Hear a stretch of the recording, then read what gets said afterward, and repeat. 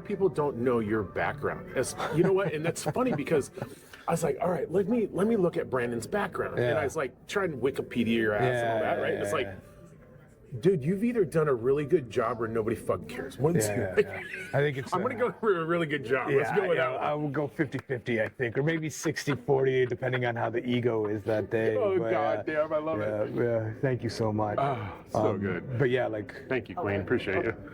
You're on it. Yeah, like should I be able to see my picture in there, or are you good? No, it just kind of like goes away after a while, so that way you're not constantly looking at that thing going, what? Do I look right? Yeah. Is my makeup done? Yeah. No, like I am. Cheers, buddy. Yeah, cheers, brother. Yeah, I born and raised in the greatest city in America, Detroit. My parents got. A lot of people don't know. Like, the paw, right? The paw comes up. So the right way. Ben Holden taught me that. Like the paw comes up. Yeah. So I was down there, and then my parents got divorced, and we ended up moving up to a small farming community using Minton there, way up there. Okay. So Traverse City, Michigan. So like Angus McClellan, who of Utah Warriors fame, first Centurion, USA Eagle, he and I come from the same area. We actually played for the same high school team, except 10 years apart. Phil Teal. Oh, interesting. Yeah, Phil Teal. There's this thriving little rugby community up there in this Traverse City. What makes it really unique is there's a peninsula in the middle of Lake Michigan, and it's called Old Mission Peninsula. But that peninsula is like the second best place in the world to grow wine grapes. But that's important to this whole story because a bunch of South Africans work the vineyards out there. Oh. So there's this thriving little rugby community in the middle of nowhere farming community, northern Michigan. And that's where I picked up the game. So I played high school rugby, I played high school football. It was SAFA driven, huh? Yeah. Interesting. Yeah, it was in like, I didn't know that. Yeah. So like, there was a bunch of baby box that came over and worked there. Like I was coached by Corna Oliver, great winist, whatever fermenter. I don't know what they would call them. Not a distiller. That would all the wine people are like, dude. Dude, come on, you're butchering this poor man's I know my career. buddy Angie is totally oh my gosh, Matt, you should be correcting him. Like, I haven't drank enough wine to know. I drank enough wine to know, but also to not to know because I've drank so much wine. But yeah, and that's where I learned it, and then went over and played overseas, came back, settled back in Boston. So hold on, so high school, right? Yeah. And then you went overseas after high school. Yeah. So where'd you go? I went to England. Oh, okay. So I played over there in Folkestone. It was like during that boom. And were you a lock? Yeah, lock 6. I mean, because I look at yourself. I was a hybrid, kind of like good enough to be there. Especially in that era, right? Yes. Because like Americans. Yeah, utility all day. And that was like, my entire professional and athletic career has been focused on blunt force trauma, violence. So we weren't taught this grace that they have Nobody today. was signing me for my skill level. They were signing me for my collision expertise. And then came back and settled in Boston. Got set up with General Giant Moving Storage, which you've seen like in Charlotte, you've seen it with New England. That's how that whole rugby connection comes into the MLR ecosystem. Is a bunch of the Mystic River guys and I played there, and then New England came on as a sponsor. I brought General Giant with me into Anthem when I helped start Anthem. So like there's this first week of 2024. Yep. I remember it. Yeah, so did I. And then General Giant has done a great job because it's supported USA Eagles, men and women that have worked there for probably close to almost 2 decades now. Wow. And then I retired. Went to San Francisco to help run their West Coast operations. So now we're in Boston. Yeah.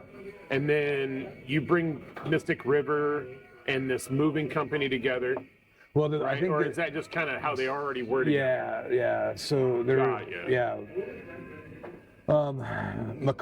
McCulley was a teammate there, and he had been working for them for like a decade at that point. And then he ended up getting me a job there. So like Matt, it really should be credited with all of it. But now there's like this really storied tradition of that moving company helping a lot of the MLR and USA Eagles like maintain their domestic status while also earning money. So like Regan O'Gorman, who played out in LA last year, his uncle is actually the CEO of Gentle Giant. So there's this weird little and that's across the country, no less. Yeah. And in Seattle specifically, this had to be like 07, 06 maybe. Okay. 07, 06 maybe. I got sent out here to start the Seattle branch with a guy named Nick Temmie, and I helped him set it up. We learned a lot of hard lessons, but that's where I got my coach certification, was here.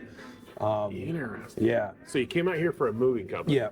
Yeah. And you had to dabble in the rugby. Yeah, I know. You had to, right? No, because I was here essentially working. At this point, I had suffered an injury with Mystic River, where like my playing days were essentially over, just because of a back injury. More on that later.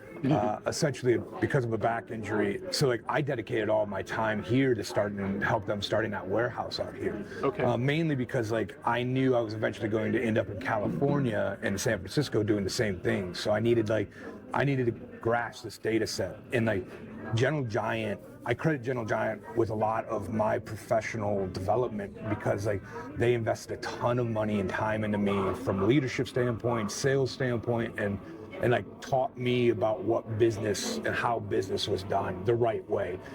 Very ethical, like very smart, like, at one point my clients there were like the starting five for the Celtics when they were really good. Ben Watson, who was a tight end for New England, we moved him to Cleveland when he signed there.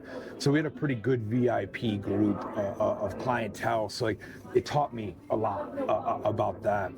And how to, like, I'm thinking outside looking in, I'm thinking like how to present yourself amongst celebrities in all sincerity, because that's another animal of its own. Yeah. And my thought is like, kind of wrapping your, like, I'm not gonna lie to you, bro. I had a little nerves meeting up with you, even though you and I hung out many a time. Yeah. But it's like, now that we've gotten a little bit older, we've got a little further in our crafts. Better looking, Yeah, better. Yeah, we're like a fine wine. We're going back to wine again. Yeah, fine wine. But like you get to learn how to interact, if you will, without freezing or running. You know. So that is a huge deal because you got to have that composure. Yeah. Interesting. And they like, it's fun to hear everybody's story at the end of the day. Yeah. And they spend a lot of time teaching us how to like, there's like, I think there's NDAs that I'm still not allowed to talk to with like some of the clientele that we had there, but like learning, they spend a lot of time investing money into us about like how to handle yourself in that situation, and like how like Larry O'Toole, who was the owner, was always very big on like, you guys are a white glove service. Like if anybody thinks elite, anybody thinks platinum, anybody thinks world class, like you guys are it. And we were trained that way, but more importantly, we conducted ourselves that way. And like that was really the baseline for me as a maturing young man. I was only in my 20s at this point.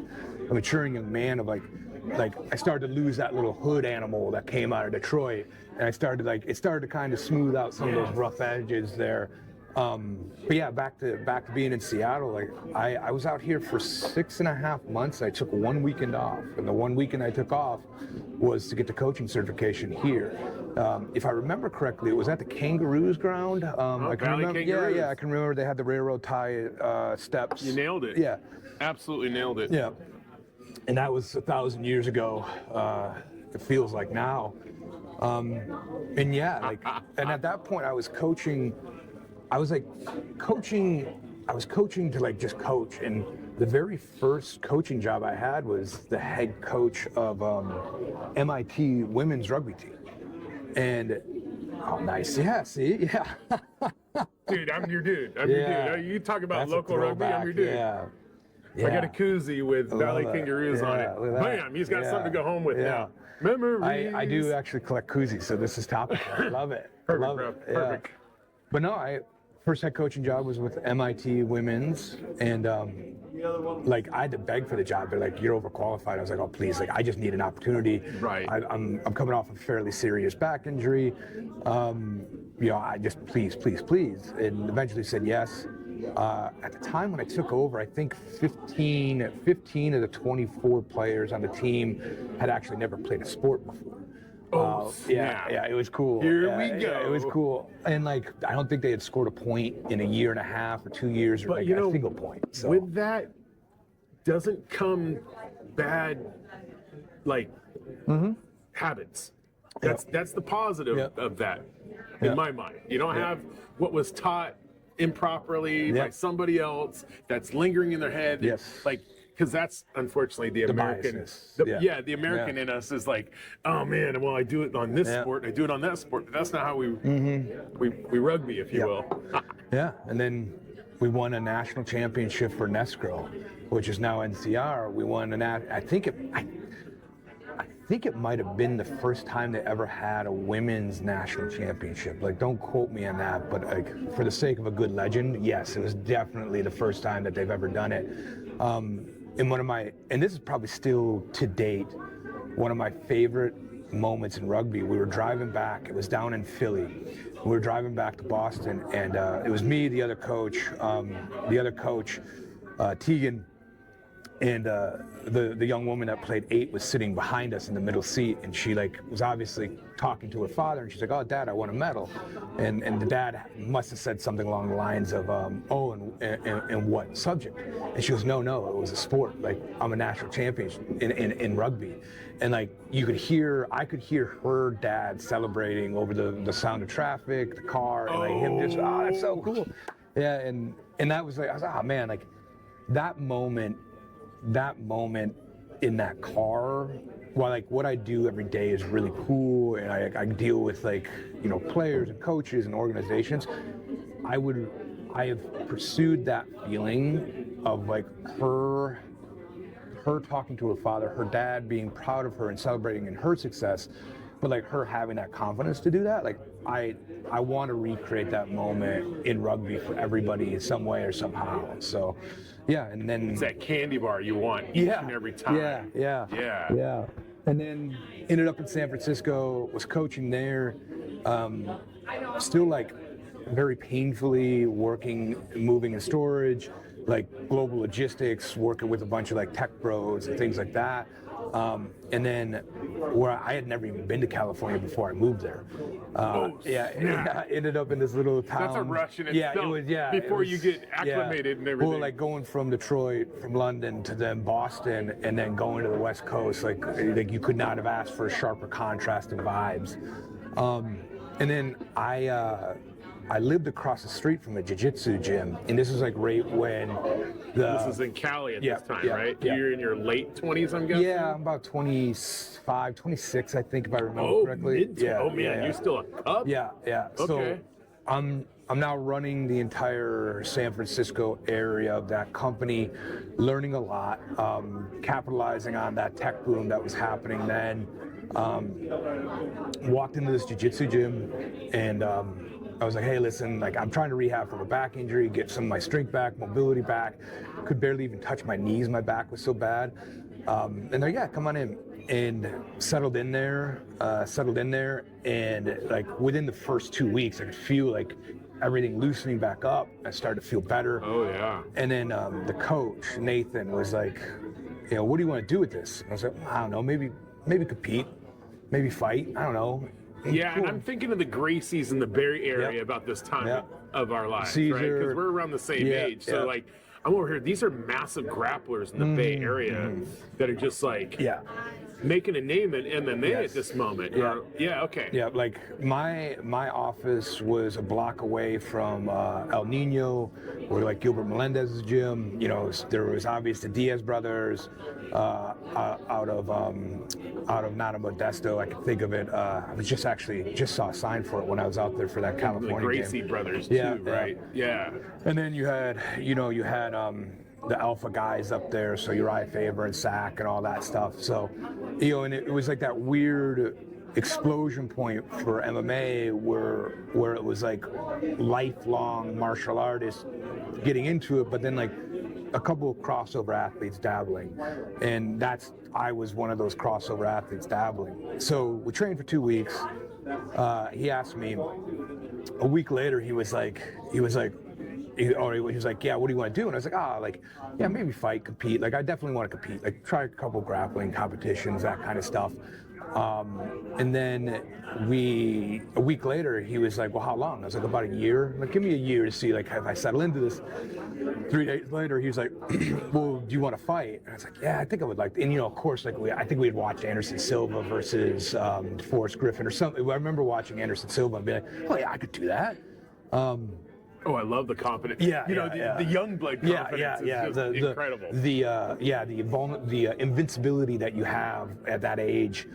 And we do it, right? I'm doing it, and he's like, well, do you want to fight? Yeah, I'd love to fight. And then he's like, cool, well, you're going to fight a guy in 6 weeks. And I was like, oh, all right, like, yeah, let's go. Time to get rid of the butterflies. Yeah. Let's go. So I start training stand up and going well, and I'm like, oh yeah, this would be easy. I'm looking at the guy I'm fighting, watching film on him, and fast forward 6 weeks, we show up.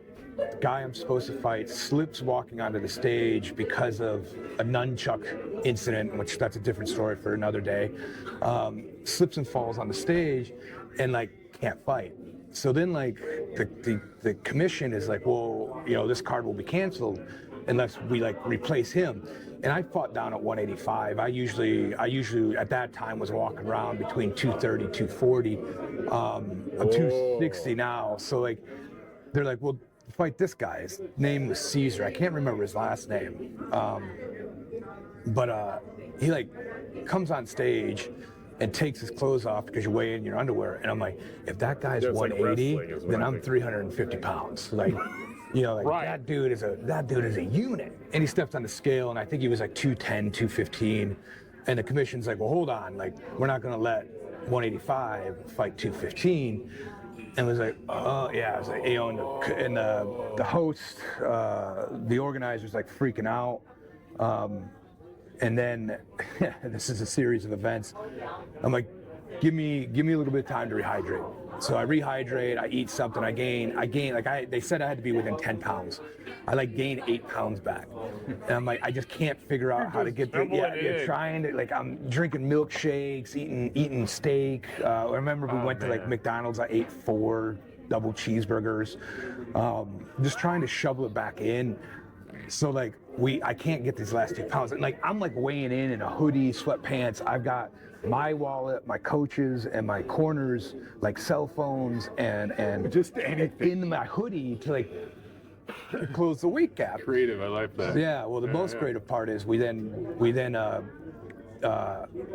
borrowed some drywall screws from the construction site that was across the street from the arena, and I jammed 2 pounds of construction screws into my cup. You cannot make this up. This is so good. Made weight, fought, I won, then proceeded to fight. But like, that's another really pivotal point in this, because like, I worked with Nathan at Ronin Jiu-Jitsu Academy. He's since closed it, but like, he was a really, really important part in my development around coaching, because like, he came from Chicago, kind of a similar Midwest vibe, kind of a rough edge like me.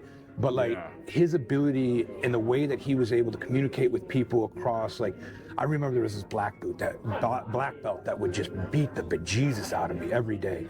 But he was like, he was the lead lawyer for one of the bigger tech firms out there. And like, short guy, kind of pudgy, wore really thick glasses, very quiet, but like an absolute murderer once you got into that. Once you got into it. He was an like, assassin in the past life. You were just like, you're like, oh, I'm gonna smoke this dude. And next thing you know, you're tapping 5 times in 10 minutes. And I even then I might be giving myself too much credit.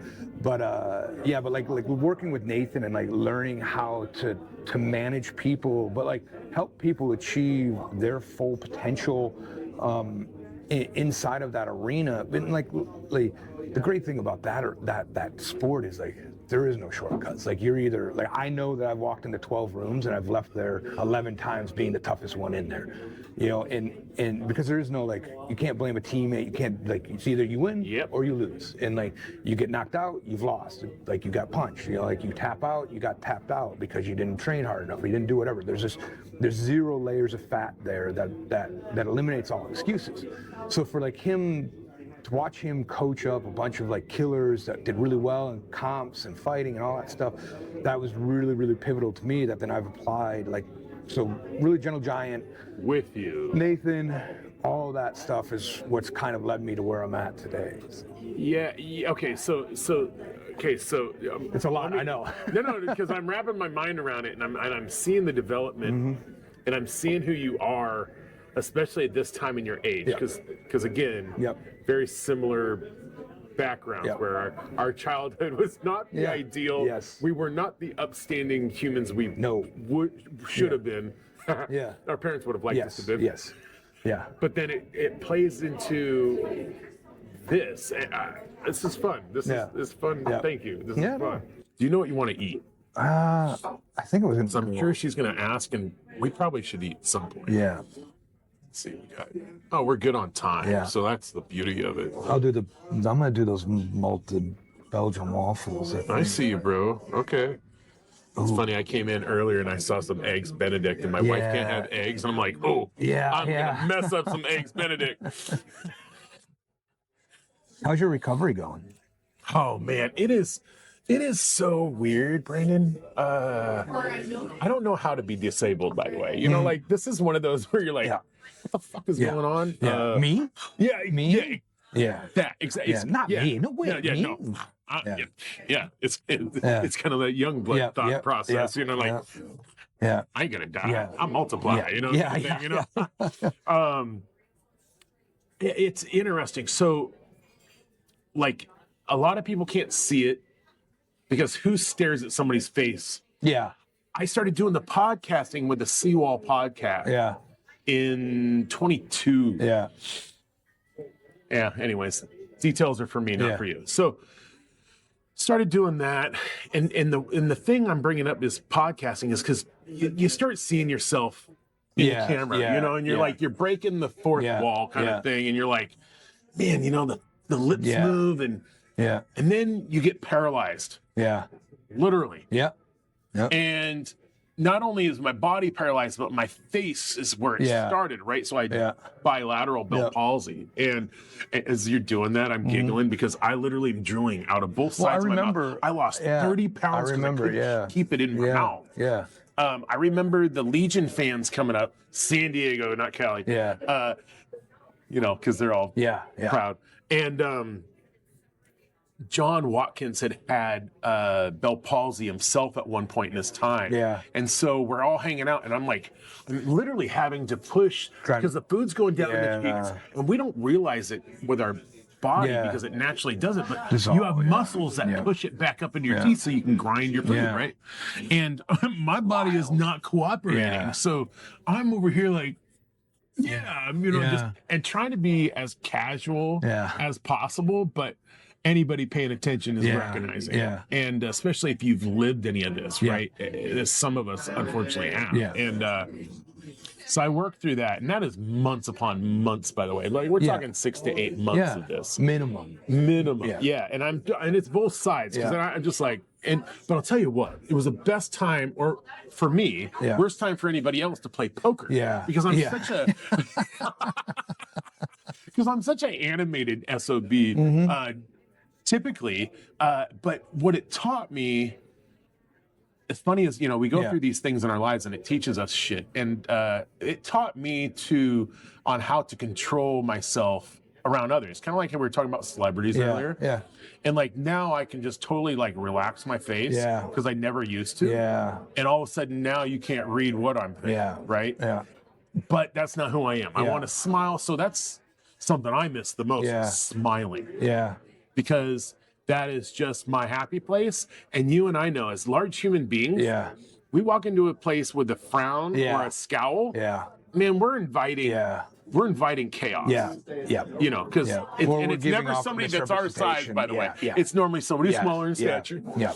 But you come in with a smile and like, man, I can get away with fucking murder. Yeah. I mean, like, you know, like I can, and I've been into so many hairy situations in my life that thank God for being a large human and a happy human because I didn't have conflict in spots where other people may have. Yeah. If you will. Yeah, I understand. Yep. But going back to how it's worked out is, it's a roller coaster now. Yeah. So I plateaued, as my doctors say. Yeah. And so some days I'm like at 60% of what I used to be. Yeah. Right? Some days I'm at 30% of what I used to be. Some days I'm at 90% of what I used to be. And I don't know until I'm living that day. Yeah. Or even that moment. Because sometimes my legs will go numb, which is really interesting. They become noodles. Let's put it that way. Yeah. And all of a sudden, I can't stand as long as I wanted to. I got to pop a squat, let the circulation work, and then when my body's ready, it'll tell me. It could be a couple minutes, could be a couple seconds, it could be half an hour. I don't know. My knees are cold all the time, even though the rest of my legs are fine. Yeah, really. Super weird. Yeah. So to say the least, it's toughened me up a little bit, but it's also softened me in other places where I now understand life is not granted. It is not. You can't count on it. So it's allowed you like be more present then. Yes, it's allowed me to not care. What others think, and I say that not out of spite. But I say it out of confidence in the sense of like, I don't got time to worry about your little feelings. I got to live my life. And I already have my code. Which blends Your in with moral rugby. compass, The moral compass, exactly. And some people are still searching for that. And some people may or may not ever find it, right? And that's on them to work through.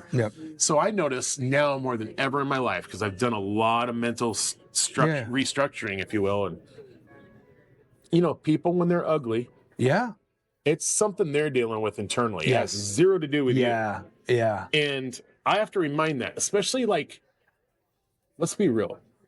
Let's be real, you and I. Some of the rooms we find ourselves in, sir. Oh, yeah. I'm lucky son of a gun. I've never had a title with MLR. But I've been a fan. And I've rubbed elbows with a lot of men like yourself. And I have so much damn fun in those rooms because like everybody's kind of like letting their guard down, so to speak. And the guys that are still like, I worry for them. Because I worry for them. Like, I don't know what you're working through. Hope you get through My it. thoughts are with you, man. Yes, Good with luck. you. And then you move on. Like, all right, let's smile with somebody else. And I've had a lot of fun with that, especially this year as I feel like this year, out of all the years of MLR, the restructure is beautiful from the outside looking in because people are paying attention to stuff they didn't before. They're paying attention more to the fan interaction. And I pride myself in helping kick that bad boy, or kicking it off, if you will. Let's go with that. Helping influence that direction. Politely said. And it seems like it's working. Which, man, how many times have we all been wrong? It's nice to be right for once. I agree. And of course, letting vloggers or whatnot, like myself, into the circle, it's been a blast. I mean, we still need to polish it because there's, this year is just, it's short. It's shorter than any other season. Typically, right now we're halfway through the season, not 3/4 the way through the season. Okay. And I know that's affecting your job and abilities to do things, especially with the referee review system. I'd say RRS, but like referee review system of how it's been changed with you and Wilco. And I've been hanging out with Wilco. He's been showing up, so we've been BSing. And to see the evolution, I mean, critics can say what they want, but I see it as evolution because we're setting the precedence for other ideas. I mean, it's not the first time MLR is guinea pigged. Yeah. Been the guinea pig for World Rugby, and then either it works or it doesn't. Yeah. Well, yeah, like with the RRS, like it's not a World Rugby initiative. It's us. It's all MO. Yeah. And like we pay attention to what people are saying. We pay attention, like, you know, a lot of credit needs to be given to David. But where he comes Wilco from, for those paying attention. yeah, where he comes from, like, you know, Ireland, what he accomplished in Ireland, what he did from like inside the IRFU, internationally, for him to come here and look at something like that and try to create something different that helps those referees develop better. Like, a lot of credit needs to be given to him, and he deserves a lot of credit for thinking outside the box.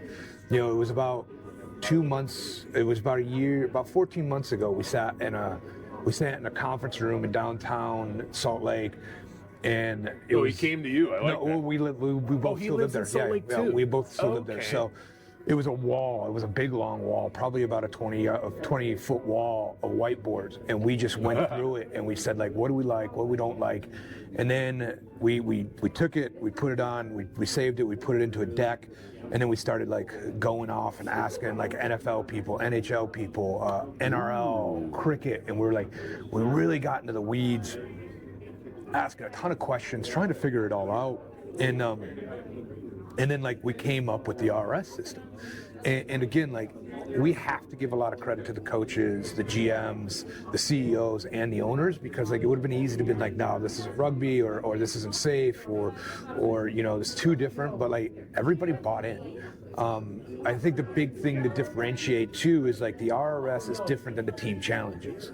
The RRS is meant to support the referee. Right. I think a lot of people blend the two where we're not. Yeah, because I wouldn't have known that either, by the way. Yeah, and that I think is, like, something that I think we did a really good job of launching the RRS, but I think we didn't do a very good job of differentiating between the two.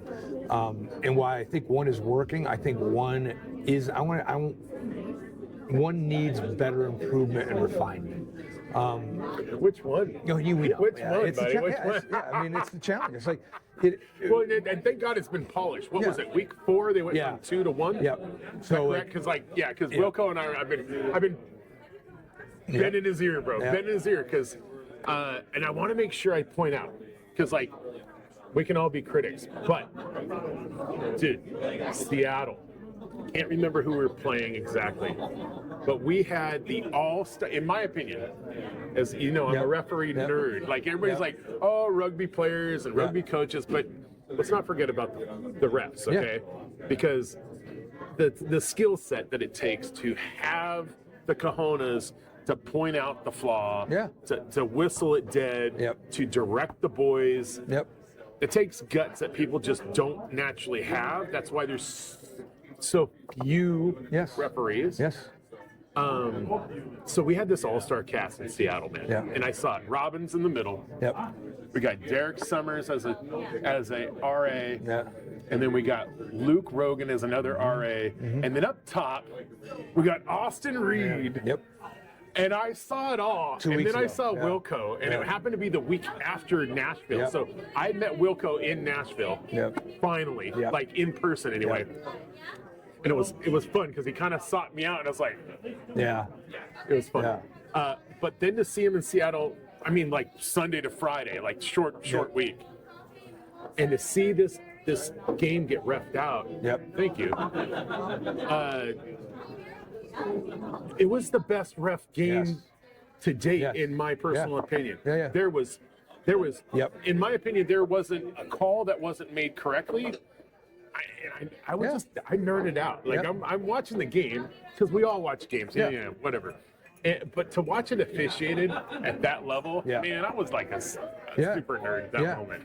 But and this is, like, this is part of something that that people are losing track of, is, like, the MLR for the longest time has had a foul play problem, high shots, you know, handbags, that kind of stuff, where we've now we're starting to achieve a good equilibrium where the RRS is being used by the referees to referee the game, and then the challenges are being used to police foul play by the coaches and teams.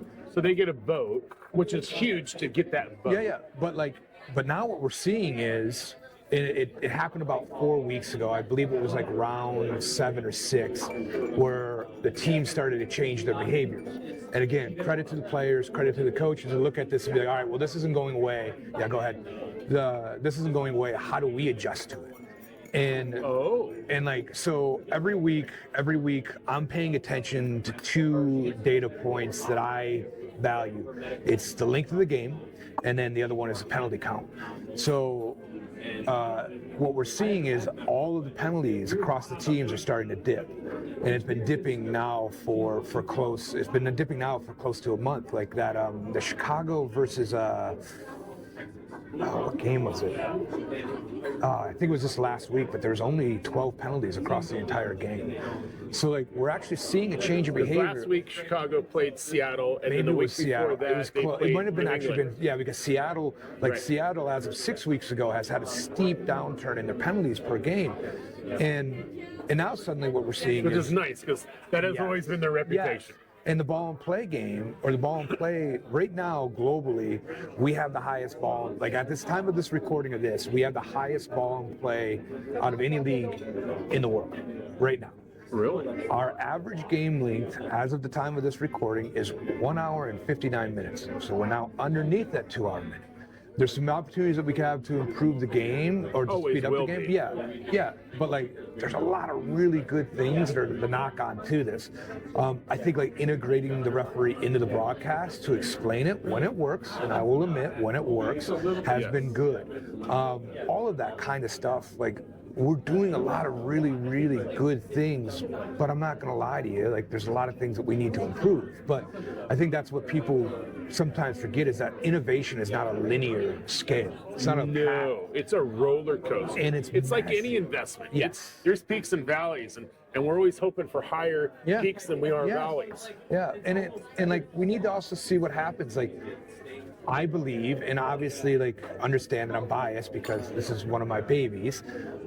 I believe that we're making better referees. Like, internally, this is the least amount of criticism that we've gotten about referees in all 9 years of me being a part of the league. And that's coming from somebody that was one of the most vocal people about referee performances. So like, to hear these head coaches, these GMs, these CEOs, these owners, like, not going after the referees every week has been great. Which again, that's another data point to look at and be like, I think we might be onto something here. But again, like, innovation is messy. Like, we know it's not perfect. We know that it might take too long. We know all of this stuff. But like, you now have them on the. That was. Thank you. Thank you. No. No. This is great. Thank you. Thank you, Victoria. But yeah, we're just seeing a lot of good things, but we're also not foolish enough to sit here and be like, oh, we've done a great job, we fixed it, like, the problem's solved. Like, right. That's just not Wilco's nature. Capes out, Yeah, we're done. Yeah, like, oh, everybody copy this, but we're on to the right path. And more importantly, like, we're paying attention to what people are saying. We have that game management survey that's out now that people that's giving us real-time data about how people are consuming our product and what they want to see. And we had 30 people fill it out last week, and it was, the majority of it was positive. Is that the one where it goes into a Google sheet? Yep. And it's like your experience in the game and like which game. Oh, funny! I just filled one of those out. Yep. Okay. Yep. So like, that's Wilco's and I's, like. Oh, I love that. Yeah. We definitely. I need I'll to give put you the that QR link code. on this. I'll put you the QR code. That'd be great, because. Yeah, because like more feedback, the better. Even if it's the nays and all that jazz. But like, I'm tough enough to sit there and be like, okay, that guy hates it. I understand why he hates it. Like, He absolutely has that bomb for everything. He's attacking the product. He's not attacking me personally. He's not attacking. And I'm not ignoring you. I'm looking at. I asked. So I'm in this group chat, and you got it. The upper MLRs, everybody talks. That's the fun thing. It's like, I know you guys all talk, because who doesn't? Yep. And so we're in this group chat with some of us mucky mucks that are just loving it, like Scott Fiera and James Dealey and and Hammerschmidt and such. And I said, if any of you had a question for Brandon Sparks and this RRS, what would you ask? Yeah. Okay, you got to let these. And I was wondering if it was going to get ugly. Yeah. Big personalities unite. It's not always beautiful. Yeah. And Scott asks Thera, I'm calling you out, bro. Yeah. What happened to releasing weekly videos about decisions and what the official got right and wrong? It's already out there. Okay. It's on the website. Okay, so you need to go to the website, Scott. That's what he just said. I'll send you the link. And then James Dealey was on this link. Okay, so I will share the link with the boys in the group. Okay, so you can get behind that. I do giggle because, again, this isn't NFL, this isn't NBA, this is MLR. And this is pretty much, to me, and it's no dig on the MLR because these guys are throwing their millions out here for us to figure this out. So, but it is still a club vibe at the end of the day for me, which I appreciate and love because I feel like that's where American rugby is thriving right now. Old Blue going against Seattle, bro. I mean, in the national championship. Okay, Old Blue, hats off, they won. But how about the fact that the Orcas got in that MF, right? And they're the guys that stimulated to create Kevin Flynn and gang on the Seattle Seawolves, which are the only team of the original teams left at the moment. Poor Legion's gone through some ups, downs, lefts, and rights, but they're still present. But they've changed locations 2 or 3 times, 3 times now. Yeah, remember when they went from San Diego over to Vegas and back to San Diego and now to LA. I forget how much of a nerd I am until I start shooting the game. Nerding out with another nerd. Yeah, exactly. There we were. But okay, so had you doing grappling in the Bay Area, what brought you up to Seattle? Because that's like 15. That's like over a decade before you came up to Seattle. There's a lot that must have happened in that time. I went back to the university, so I got to the point where it was like San Francisco was great to live in, but I was making a lot of money but still poor. And that's something I never knew until I when you start making good money, there's this you got to spend the money to act like this life, right? So you got to burn this money in order to make this money, is what I've learned. And it's a little intimidating. At least it was for when I was doing it. It wasn't that long ago. No, and California's expensive to begin with, but the University of Michigan was looking for a head coach. Big Blue. And I was at a pretty important part. I had just turned 30. And I was like, okay, I was done fighting. And I was like, if I'm gonna do this, I don't have kids. I don't have kids. I was in a relationship with my now wife at that point. If I'm gonna do this, I've got to do it now, or I'm never gonna be able to do it again. And I went to Michigan. I was there for 3 years, and then Will Snape, who was at the time the CEO not CEO, I shouldn't say that, the executive director of Atavis, and they were looking for a coach, and that is how I ended up in Seattle, was through that phone call where I came up. I came up here for that year 1, learned a lot, but that was the moment where I was like, I don't know how long this is going to last, but I know exactly where I want to be. And I want to be in this MLR project, and I want to see it out. I want to try different things. And then...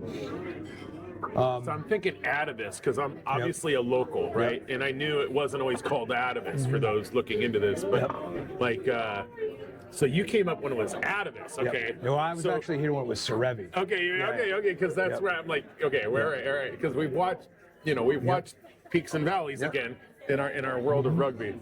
Okay, fun. Okay, because I know, right? I can drive you to the freaking building, bro. It's crazy. Yeah. So, that's how that's how I got into it. I was at Utah for all those years, which that probably was another really important pivotal moment in my rugby journey, was being there. And like, okay, so hold on. I'm timeline. I'm a timeline nerd. Okay, so did you go to Utah before you kicked it off with Seattle? no, Okay. I went there a year later. So Seattle, you're getting in the mix, to say the least. Starevi and all the Yeah. I mean, I Rex think, Norris, yeah, some other cats that were in the mix, for those that, some of the unsung heroes. Yep. And then Seattle kicks off, right? Talk about Shane Skinner and his wife just putting their heart and souls into this. There's all sorts of politics, as we know, but we're not focused on that. And so they take the Shield in 18. So like they prove themselves, go Orcas. I mean Seawolves. And then 2019 comes around again, right? Was it after 19 that you broke out and went to Utah? Yeah. So I didn't come back for year 2. Okay, so 2019. Yep. I ended up running a couple combines for the New England Free Jacks to help them get some players in. Oh, fun. Yeah, and then man, talk about other sides of the country. Yep. And then like Kimball Care down in Utah called, and that I ended up taking the DOR role in Utah. Which, like, a lot of credit needs to be given to Kimball. He gave me a chance. Like, we need to be honest. Like, as an American, like, I knew that I'm always going to be fighting that bias or prejudice against me as an American working in rugby. And gave me a shot. And there, near the end of that Utah experience is like where I really grew up to like calm down, stop being a hothead, doing a lot of different things. But like the 4.5 years that I spent there and the things that we did, like, again, on-field success, we were pretty good. Yeah. Especially because we went a completely different way than everybody else, which was always making sure that we had more Americans than everybody, yada, yada, yada. And a lot of Utah bred kind of folk. Look, Joe Mano, like those kind of guys out of there. And then but like the community stuff is what I loved. Like the fact that we had like 60,000 kids in the state of Utah come through our Junior Warriors program. We had academies down south. We did all this really neat stuff that like we knew was helping grow the game and create new fans for us and all that. Like the Collegiate Rugby Shield, when we did the Collegiate Rugby Shield, that was amazing. Like, especially seeing some of the kids that have come through there, all of that stuff was It was huge. The rugby culture in Utah absolutely blew up. Yeah. Well, it was already there. Like, I would love. Really? Yeah. I don't think we should.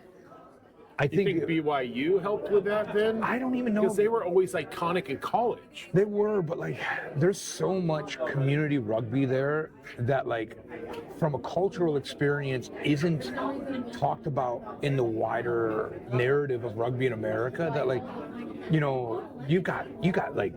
have former NFL, or you have current NFL players that came through the high school program. You have future NFL players playing there now. You have all of that stuff. But nobody talks about it because it's so insular down there. And it's not a bad thing. It's just, they just keep to themselves and they go about the business themselves. And so a lot of credit needs to be given to the community as a whole. Like, we maybe amplified the message, but we only amplified the message like 3%. Everything else was there. Everything was out there. And so it was easy for us to do that. It was we kind of just aligned to it, but like they also bought into what we were trying to do as well.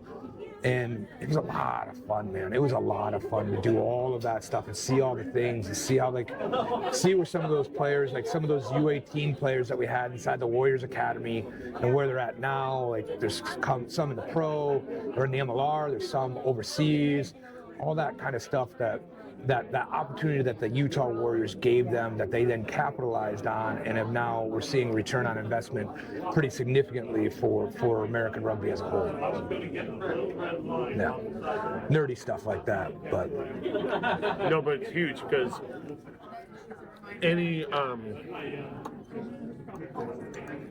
No, I'll be super blunt because I don't hold punches, and sometimes that's my flaw, and sometimes my strength. But we got a new president with Seattle. Yeah. And she doesn't know much about rugby, but really good at marketing, if you will. And stories like your own will always help, inspire and direct new people to our culture in general, right?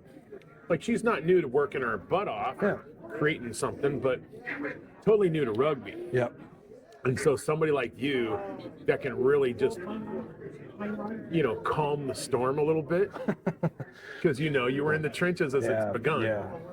And I've also had a lot of experience in causing the storm. So, well, there's that. I can reverse engineer So when you that, see Joanne, dude, give her a pat on the back, because she's coming into this fold. She doesn't know what she's up against. Politely said, and it's not that she can't handle it. It's just new. Yeah. And a guy like you gonna be here. Yeah. She doesn't know it yet, but but got a legend in the building. But I've met her a few times. Oh, good. And like I am of the firm belief that part of our rugby problem are rugby people.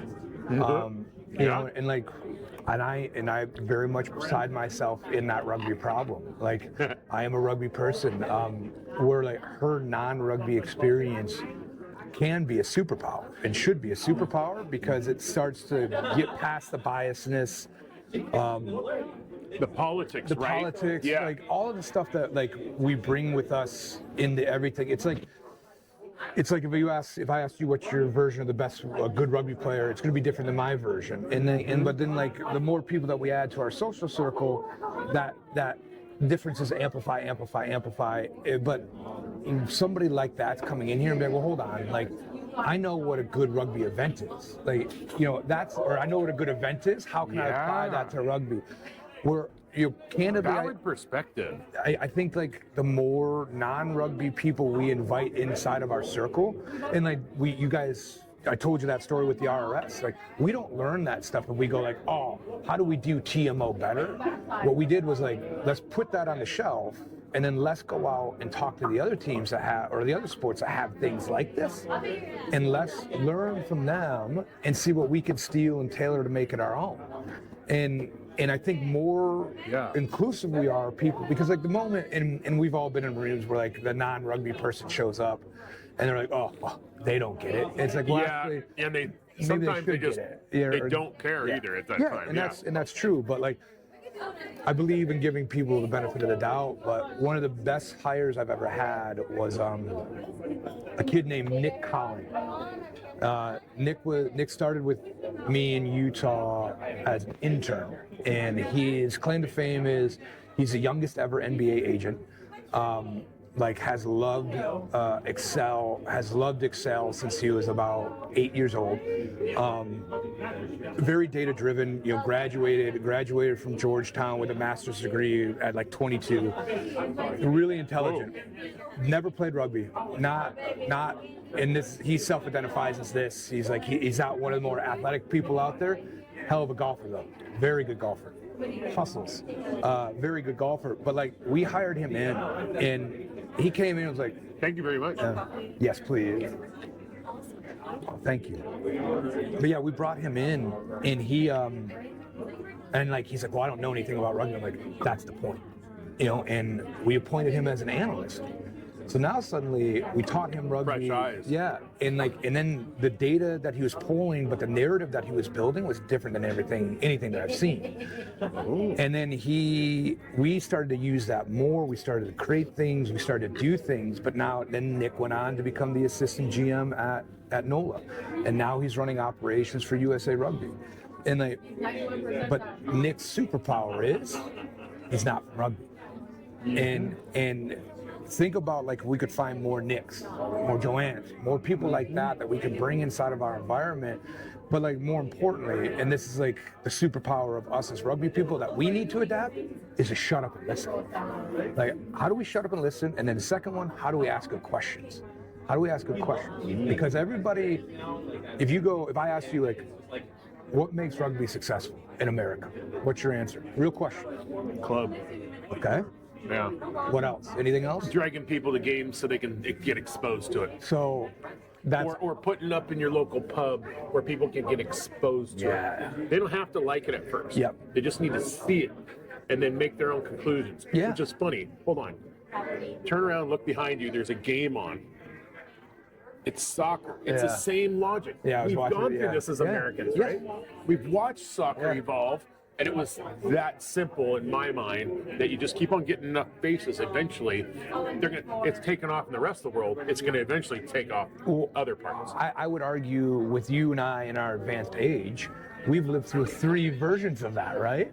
We've lived through 3 versions of that. We've lived through soccer, we've lived through lacrosse, and now we're living through flag football. And hockey. And early hockey, on. actually, that's a good point. Yeah, so Hockey 4. early on. Yeah, because the NBA supported hockey, and then NFL supported MLS. Yes. So, where's our help? We need a big. That's how everything else has been brought up into American sport. So I'm curious, like, is there somebody that could, give us a little, like, I don't know, it's kind of like the bird on the rhinoceros kind of thing, or whatever, you know what I mean? Yeah. Like the hippopotamus, Yeah. like, all right, we got this large moving NFL, NBA. Can we get on top of that, but boy, until we grow enough to, like. It's a good. I mean. No, it's creating these questions. That, we're out of the box, right? Well, but like, it's also, I think, readjusting what we define as success as a rugby community. Ooh. Because I think right now, the 2 most overused words in our sport, and this is my opinion, is the word elite and the word high performance.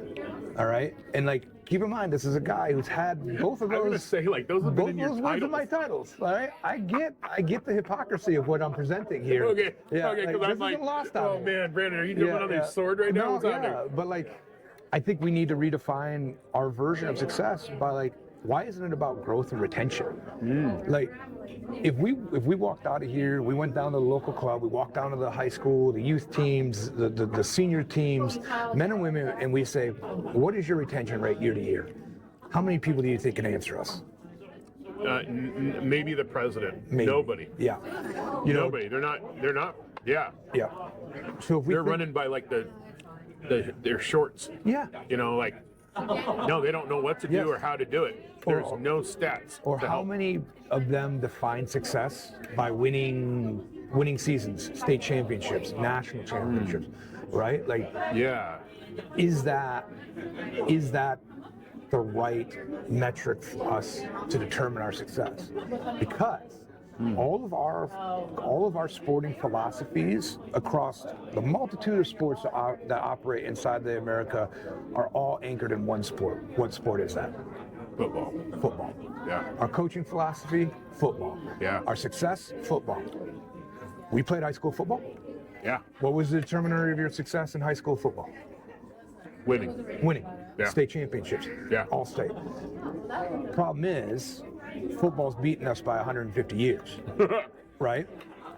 Like, it's been around a long time. I giggle because that's on point. Yeah. Football doesn't have a growth problem. It has a shrinkage problem now, but it doesn't have a growth problem.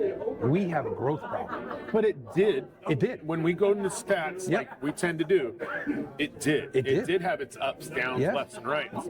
That is important as well, too. It is. We live in a really unique time where you and I and all of our friends and our family are historians because of social media. One day, this whole thing's going to collapse. We'll all be dead and gone for millennia. Somebody's going to find a Twitter server and be like, holy cow, can you believe You're not wrong. Yeah, that the MLR, do we even know what the MLR is? Yeah, they're gonna start making up stuff. Yeah. In the year 10,000 AD, like, do you even know? We're like, we live in such a unique time where all of us are historians. We're creating this narrative about the time, and then it's like, it's accessible. Like, it's accessible to everybody. Yes. And yes, everybody gets to criticize more than anybody else prior to document. us. Just document. Like, criticism, optimism, opinions, hot takes, whatever. It's all documented. It all exists on the internet. where everybody uses the NFL as the platinum standard. Yeah. MLR needs to be like that. But what isn't being told about the NFL story when compared to the MLR is there's 49 dead franchises in the NFL. 49. There's only 2 teams that started the NFL, 130 years ago now, that are still in existence today. Oh, drop the hammer, bro. What two teams are they? If it's the Cardinals and I think the Bears, if I remember correctly. Wow. Yeah. I didn't see that one coming. Yes. I was going to bet on Green Bay for some reason. No. So, like, I think we all look at this, again, it goes back to what we talked about. Like, innovation is linear. People think that it needs to be clean and that, like, if I go A to B to C to D, success. But, like, unfortunately, A to B is round, up, down, circle, back, and oftentimes backwards. It's like watching a person go into a Home Depot or something. Yes, You know, yeah. And again, like, you know, if we were doing this 50 years ago, you wouldn't know. You wouldn't know, or you would like read about it. You read about it in a weekly paper and be like, oh, okay, the whatever team out of Wisconsin's gone. You know, whatever. We're like here. Everything's speculated, and then it's like a bubble. It grows, and then something collapses, a team goes away, and pop, I knew it. I was right. We were right. Where, unfortunately, all of this has happened in every other sports league. We're just in this really unique time where everybody knows everything all the time. That's a really good point. And here I am doing a podcast doing exactly that, right? But It's interesting, though. Yeah. When you stop and really think about like the journey of sport, there's a great infographic that the NFL released probably about 7 years ago that essentially shows the timeline of the 100 years, and it like breaks down. It's a great infographic because it's got players in uniform from each era, and like if you were to take the MLR and overlay that on top of that infographic, we would be closer to the beginning, obviously, than we are. But then like you look at that journey that we're taking. It mirrors the NHL. It mirrors the NFL. It mirrors Major League Baseball. Like everything that we're trying to emulate, it mirrors that. And then like it even gets more confusing when you introduce like, you know, people are like, well, look at what the EPL does in England. And like, not the same. Not the same. No. You know, and totally different like mindset, area, community, etc. Like not this. Yeah.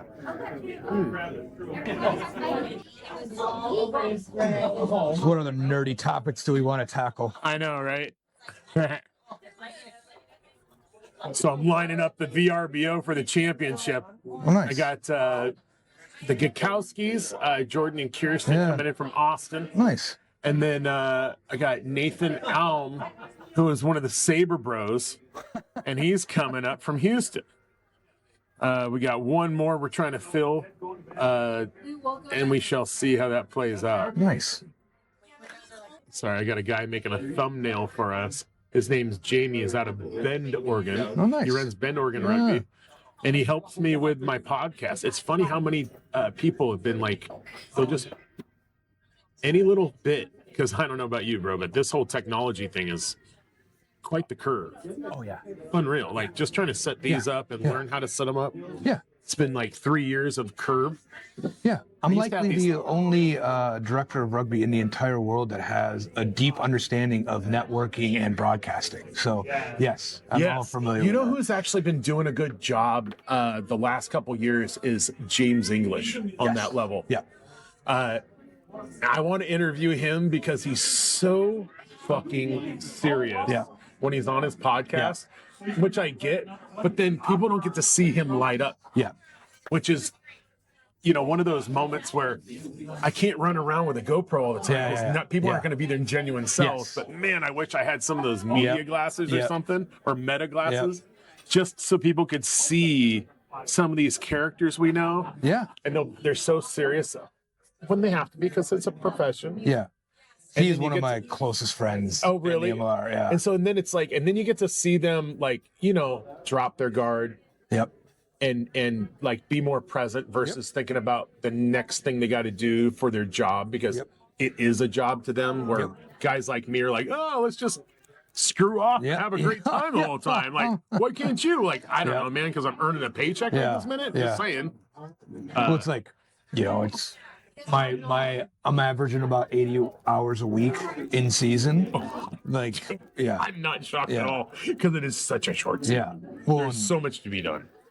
It was one of those things too. I was on my way to DC 2 weeks ago, and I was like, man, why is it taking so long to get to Seattle? Like, why? And then I like hit my flight tracker, and I'm like, I'm over the Mississippi. I'm like, oh, I was in Seattle 2 days ago. I'm on my way to DC. Yeah, that's the fun part of the job. So yeah. Oh, dude, that's just too much. That's just too much. Yeah, trust me. I think this water is yours. Okay, yeah. copy. Well, it's like one of those, like going back to the technology thing too. Is like, so like with the RRS and all that stuff, we started trialing that last year about this time. No, in March. So in the background, we ran all about halfway through the season. Yep. So we ran all of this in the background, testing it out, blah, blah, blah, blah, blah. And then by the time that we got to this season, we knew that the technology would work. So like what we've done is we've gone to Huddle, and like credit to Huddle, they've been R&Ding this with us. Where we run the exact same software, the exact same setups that the teams do. So now we're starting to live inside of one ecosystem. And then we brought in our HIA. So now we have HIA inside of it. So we have this big ecosystem now where all parts of the game, teams, competition, referees, medical, live inside of it. Now we're sharing all of that film, all that data across all these different platforms to help us be successful with it. Our new thing this year that we just started a couple weeks ago is now we're using Starlinks to help support all of the operating systems inside of it as well too. And now Starlink has been like, oh, what are you guys doing over there? And giving us a couple months free. Like, so all we had to do was get the hardware. So now they're paying attention because they're like, well, hold on, like we didn't know that the sports market existed. So we're doing all these fun little things that like, it can be doom and gloom. I get that, but we're also getting paid. Like people are paying attention to us that wouldn't have been paying attention to us 4 or 5 years ago, right? So, right. Yeah. And again, it kind of goes to that whole bringing people into the rugby culture that have never been in the rugby culture. Yeah. And you have to go outside the rugby world in order to bring in fans. Yes. I think, and again, it goes back to the rugby people can be the hardest to grow the sport because they're so used to rugby culture and the comforts of their hobby. Yeah. Well, it's also like the perception of expertise, like the genius complex of like, well, you wouldn't get it because you don't do it. Oh, that's because that elite concept, right? We've seen it all over the place. Like the rugby elitists. Yeah. Oh, you wouldn't get it. Well, maybe we need to be like, no, come along with us. Like, let me show you. Like, that's how I got involved. Okay. That's how you got involved, right? Like, we need to be more like that. Right. So fun story. Okay, so when I came in here before setting up the cameras and jazz, there's a gentleman over here, there's a server, and we were at the table directly behind you. Yeah. And we filled up that table because the Gakowskis each came in on a different flight from Austin. We had Seth Smith's mom and grandma here already. A couple other friends and Angie and Ben. So like we had the party bus, right? And there's a gentleman over here at a table, sitting by himself, wearing some soccer apparel. Yeah.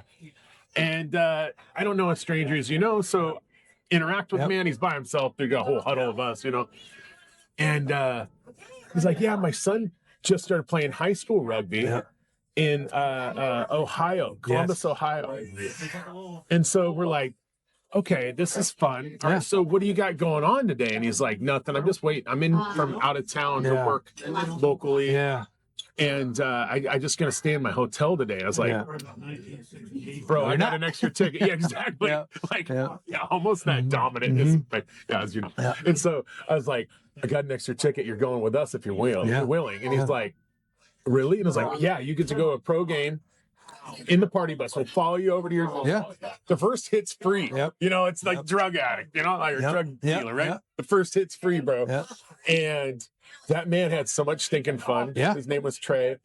And we literally did. We kidnapped him and we took him along. Like, you're going to see this rugby world for what it is. And he was earlobe to earlobe the entire day, man. Just and he's got to be in his mid to late 40s, so he's no cub. Just one fan at a time, so to speak. That's it. It's everything. Yes. It's everything. Yes. Like I got the party bus, and I'm always bugging people that don't know rugby. To just, dude, come for the party, come for the collision. You'll figure the rest out later. We just got to get that hook in them long enough to sink it. You know what I mean? Like, we're fishing. Man. Yeah. And then we got to make it accessible. Like, that's and like credit to the new leadership of Graham and Mags is like they recognize it as an accessibility issue. Like, how do we casually get you to stumble onto this and you go like, hold on, what's this? This seems exciting, like all of that. And like what you're doing is like creating accessibility, but then like how do we amplify your efforts by 100? Because if if 100 we people, need everybody doing it. because if there's 100 of you doing that same thing, now suddenly there's 200 people, and then there's 300, and that's like, but that's the great problem of every sport, right? Is like, how do you amplify the message? In Jean Courtright, he's out of Canada, but he's done a lot of great research about early athlete development and lifelong participation in sport. And this is like calling back what we were talking about, like a growth and retention problem. Is like the problem when you make things elite, like, oh, I play on a U14 elite team. It's like, all right, calm on. Calm down, kid. All right, let's pump the brakes there, But what we need to be doing is, how do we shift away from what's happening in all the other sports? Like, you're watching sports participation drop because it's costing too much money to be a part of it. So, like, first problem, how do we make it cost effective to be a part of it? Second problem, how do we make it accessible? And all of his research really touches on that, but it teaches you how to create programs that create fans, supporters, and participants past the high performance years or past the performance years. I'll send you the article, but like if anybody's fascinated about that, Jean Courtright's studies, and he's done a bunch of work in youth sports, like that should be studied, and it should be a cornerstone of every effort made by anybody in rugby around like, how do we create long-standing participants of the sport, like lifetime supporters. That's really it. Interesting. I would deeply want to read that article. Because any behavior we can correct is better now than later.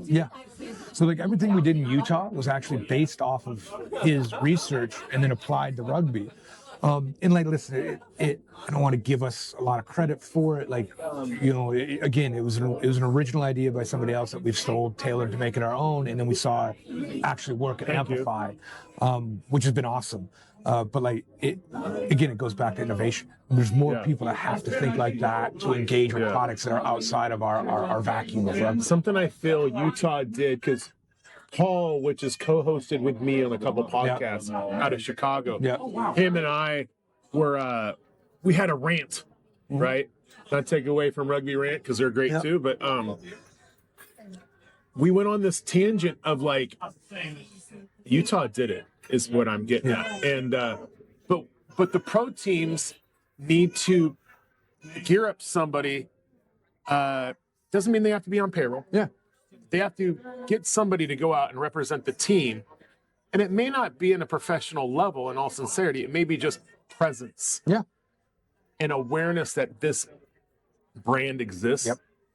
And it doesn't mean you have to be great. It just means you have to be present. This means fundraisers, occasional practices, games, etc. Man, I could go on for hours on this topic.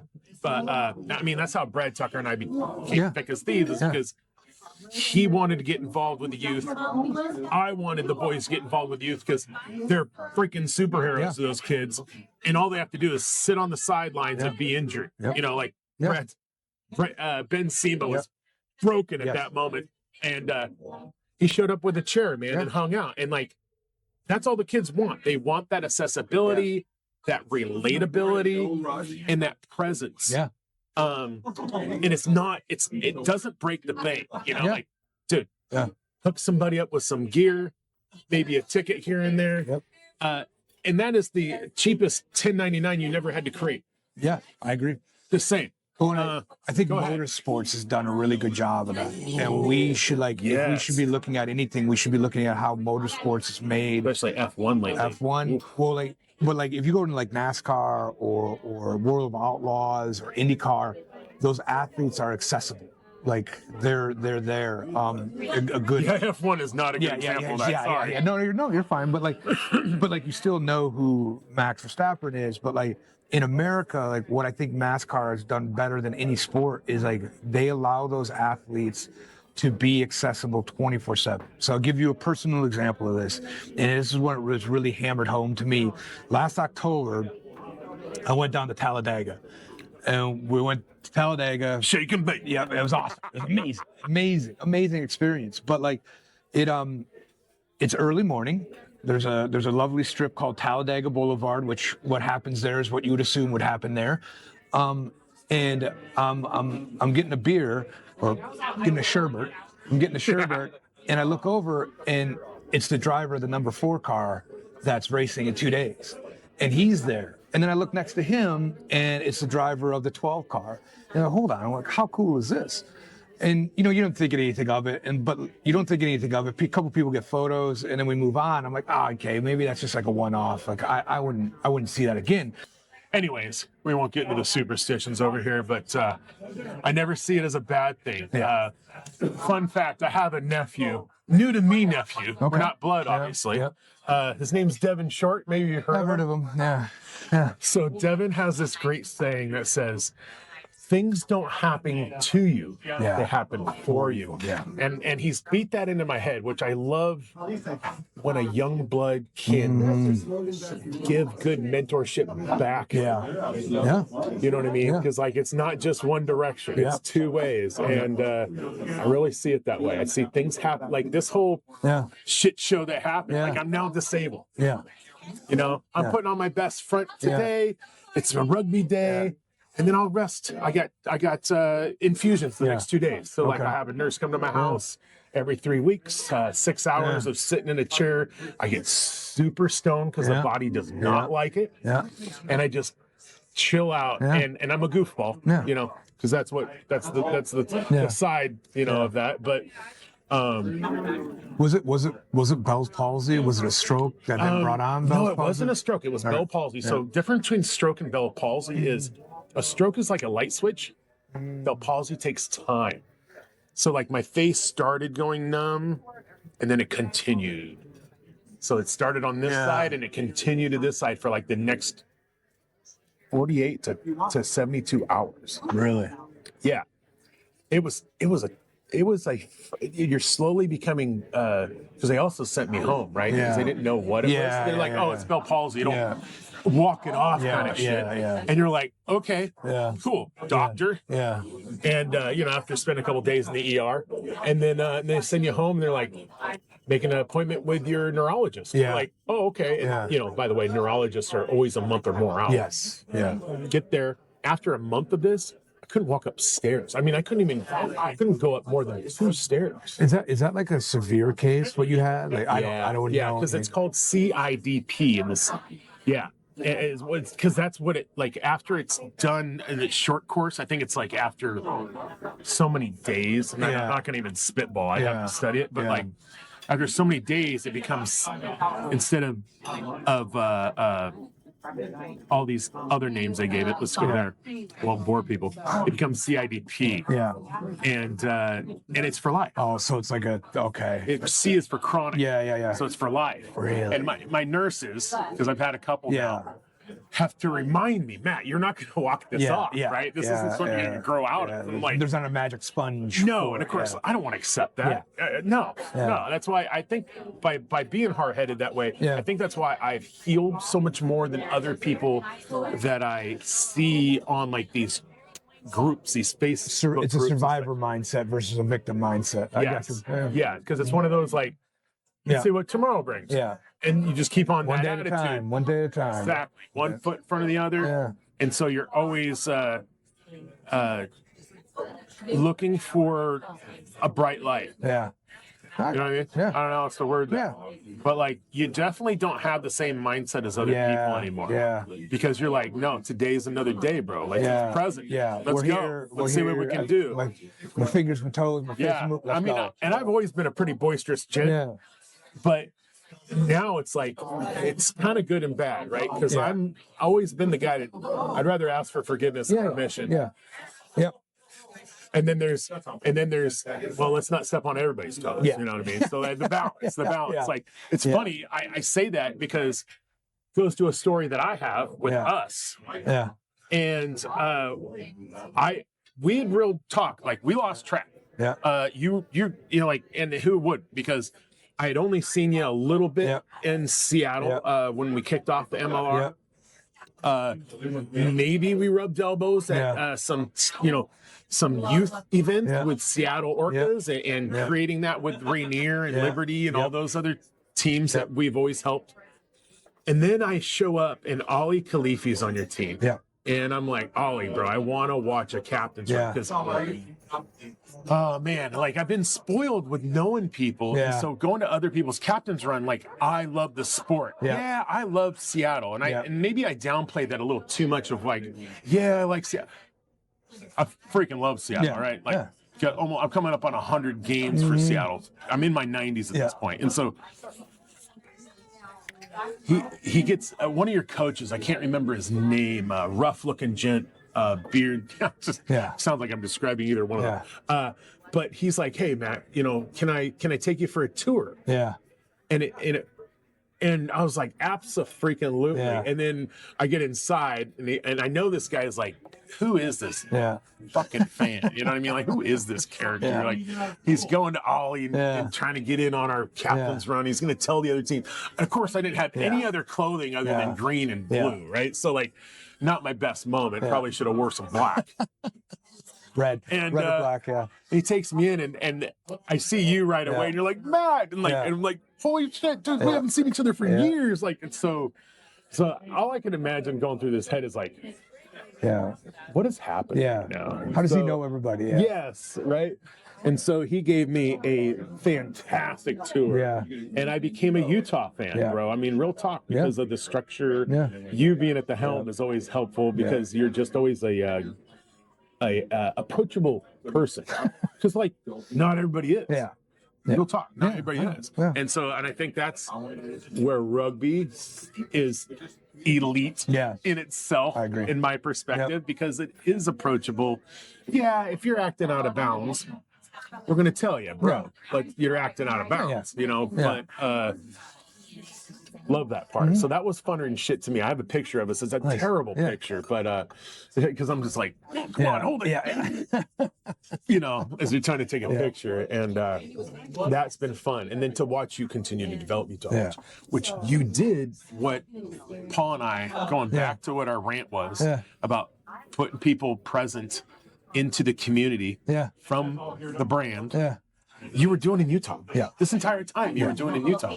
And it's one of those where you're like, you see what they're doing over there, guys. I know they're not us, but they're doing what we need to do to be present, to get the community to come show up on those days that we're trying to put asses in seats. And how else do you do it? You got to go and get involved with the youth and the clubs. That's it. It's that cut and dry. And you got to smile, and you got to be unbiased, and you got to something around here that I helped stimulate back in the day was you were talking about the elitists and that toxic part that starts growing within clubs of the good old boy attitude is like what I'd like to refer to as, and I wasn't having that because egos are checked at the door in this culture. And so, that one's going dead. No, that's good. I need it on you anyway. Started going to fundraisers. Even though I was representing a club, I was going to other clubs' fundraisers. And then they're like, you guys all need to check your egos. I don't know where they all started growing so big, but you need to check your egos because we should each have an entire table, each club at somebody else's fundraiser to show support. Because McQueen and I are going to go out for dinner. We're going to drop $100 or more. Why aren't we going to a fundraiser and dropping $100 Yeah, or more I agree, instead, where we know the money's going towards lights and jerseys and such, right? Yep. It's that simple to me. And then as I delivered that, more people started getting on board and going, yeah, you know what? That sounds like a great idea. Yeah. We always have fun at our fundraisers. I bet you we'd have fun at somebody else's. And so, so it starts growing. Yeah. And then the pandemic hit. Yeah. And now we have to try to get people to do it again. Yeah. And that's always kind of been my argument with the pandemic is like, I don't know if we've ever actually restarted our growth.